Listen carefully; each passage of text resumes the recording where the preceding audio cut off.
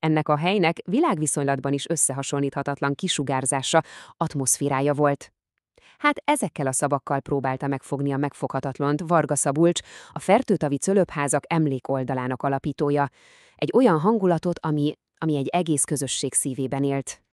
Na de mi történik, amikor ez a közös élmény hirtelen fájdalommá változik?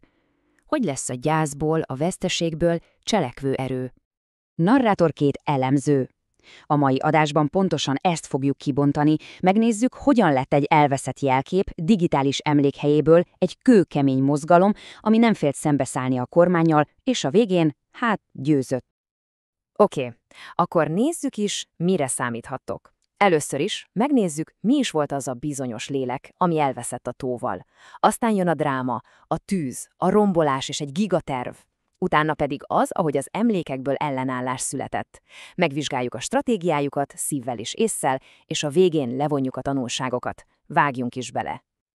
Ahhoz, hogy tényleg megértsük, miért is volt ez ekkora harc, először is vissza kell mennünk az időben. Meg kell értenünk, mit is veszítettek el.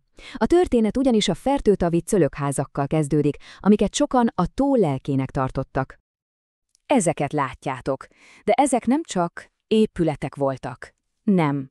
A 20. század második felében épültek ezek a nádtetős házikók, és évtizedekig meghatározták a tájképét. Beleszövődtek a helyi identitásba, generációk emlékeibe. Ez volt a Fertőtó. És ez a dédelgetett, szinte idillis tájkép egyszer csak brutális csapásokkal szembesült. Kezdődött egy tűzzel, de a java, a valódi konfliktus csak ezután jött. Nézzük a kronológiát. Szóval, 2017. júniusában jött az első sokk, egy tűzvész elpusztította a cölöpházak majdnem felét. Tragédia. De ami utána jött, ahelyett, hogy újjáépítették volna őket, a kormány bejelentett egy hatalmas állami turisztikai projektet. Aztán 2021-ben jött a kegyelemgöffés. A megmaradt, még sértetlen házakat is egyszerűen ledózerolták, hogy helyet csináljanak a nagy tervnek. Narrátor 2. Elemző. És amikor azt mondom, hogy nagy terv, akkor nem túlzok. 30 milliárd forint. Ez volt a becsült költsége ennek az állami gigaprojektnek. Új szálloda, kikötő, sportpályák, kemping. Gyakorlatilag mindent akartak, ami teljesen átformálta volna ennek az UNESCO világörökségi helyszínnek az arcát. Na, itt a pont, ahol a közösség egy kollektív traumával nézett szembe. Azt hitték, minden elveszett. De pont ebből a közös veszteségből kezdett el valami teljesen új és erős kinőni. És hol máshol, mint az online térben.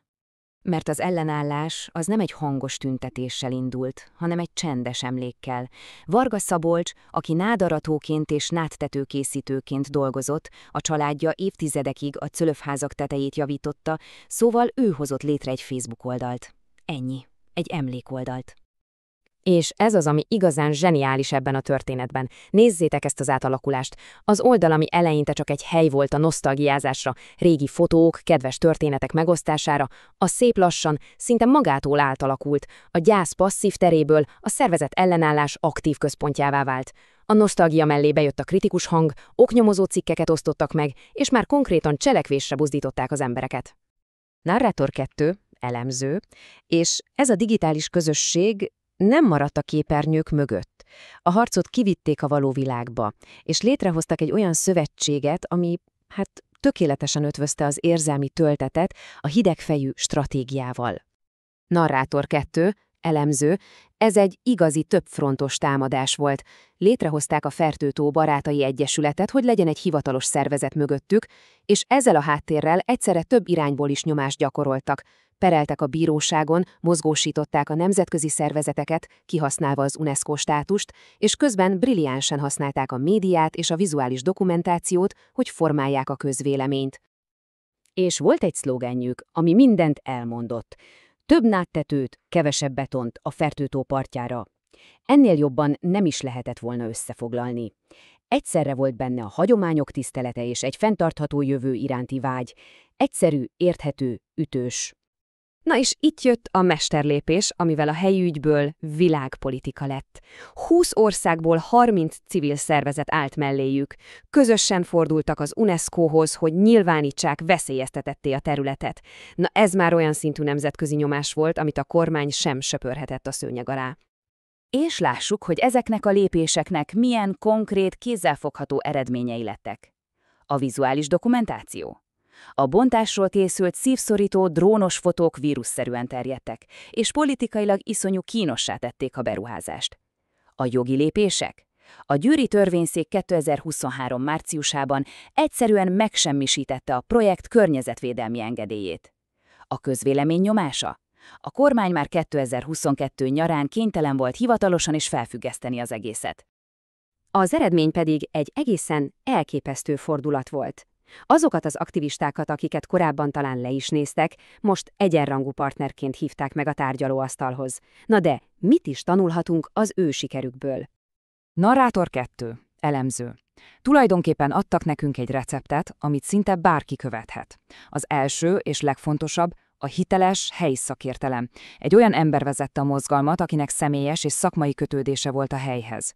A második, az ész és a szív kombinációja. Egyszerre hatottak az érzelmekre, a nosztalgiával, és az észre a tudományos és jogi érvekkel. És a harmadik, a stratégiai dokumentáció mesteri használata. Saját fotókkal, videókkal ők formálták a narratívát, és mutatták meg a pusztítás valóságát. Narrátor 1. A fertőtó története végül is azt mutatja meg, hogy egy közösség emlékezete, a közös múlt, az lehet a legszilárdabb alap, amire jövőt lehet építeni. És a végén itt marad egy kérdés, ami mindannyiunknak szól. A mi közösségünkben mi az az érték, amiért tényleg érdemes harcolni?